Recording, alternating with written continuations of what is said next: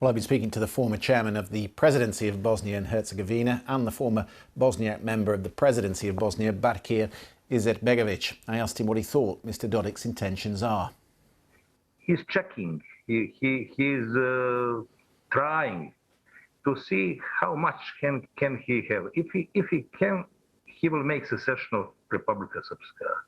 If he cannot, and he cannot, then he will try to turn back the competencies that have been, which were actually put on the state level 15 years ago when we established our army, intelligence service, taxation, our judiciary.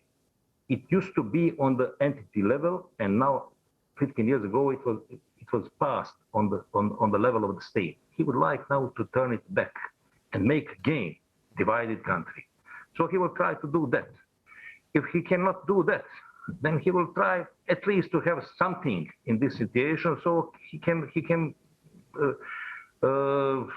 present himself as somebody who is fighting for entity interest, for Serb interest and such things, and win on next election. So it depends on our reaction and on reaction of internationals here in Bosnia and Herzegovina. Do you think if the reaction is wrong, there is a risk of Bosnia going back to war? You never know with Bosnia. I mean, it shouldn't happen because people are fed up, including Serbs, of tensions, of crises, of war, of conflicts. Common people are fed up of it. And Serbs wouldn't like to go in that sense, and we wouldn't like to go in that sense. But you never know with Bosnia and Herzegovina.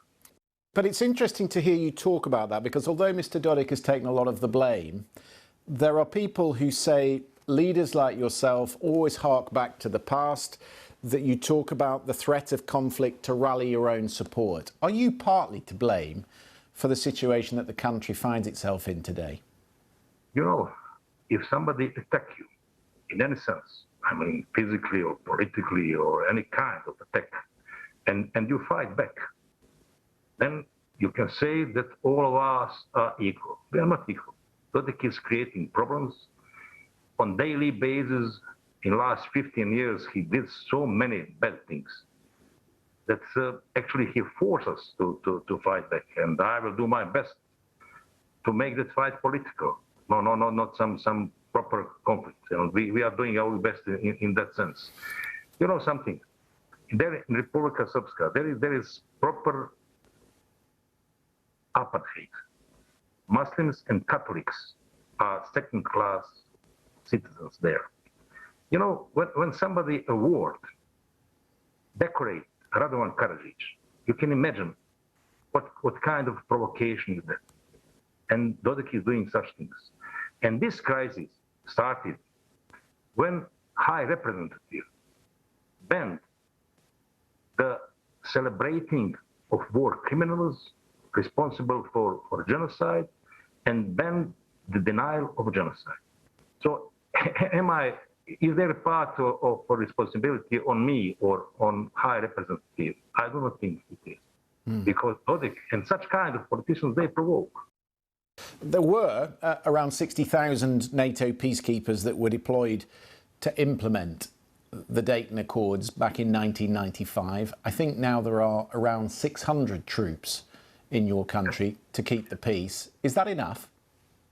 It used to be 60,000 of them, of troops, at the very end of the war.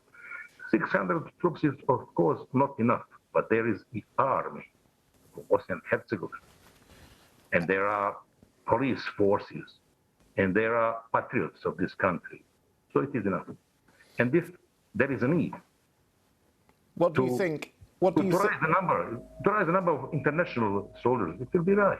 There is always opportunity, instead of 600, to have 6,000 or 60,000.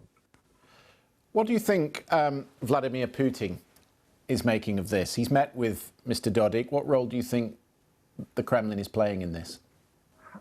You know, the behavior of Russia throughout Europe is not good. I cannot define it now precisely. In Bosnia and Herzegovina and on Balkans, they are fighting against NATO presence. They wouldn't like to see Bosnia and Herzegovina to become a part of NATO association. This is their main goal. But then they want to have influence. And Serbs in Serbia and here in Bosnia and Herzegovina, they like Russians. They are some kind of friends or almost the brothers. Their relationships is on that level. So they want to use it to have influence on Balkans and throughout Europe.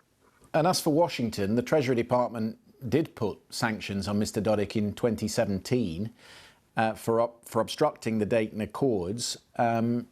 Could they do more? Could President Biden do more to protect the peace in Bosnia? He have to do more, because those ones that you mentioned, it was a kind of warning. It wasn't proper sanctions. It doesn't hurt Dodik at all.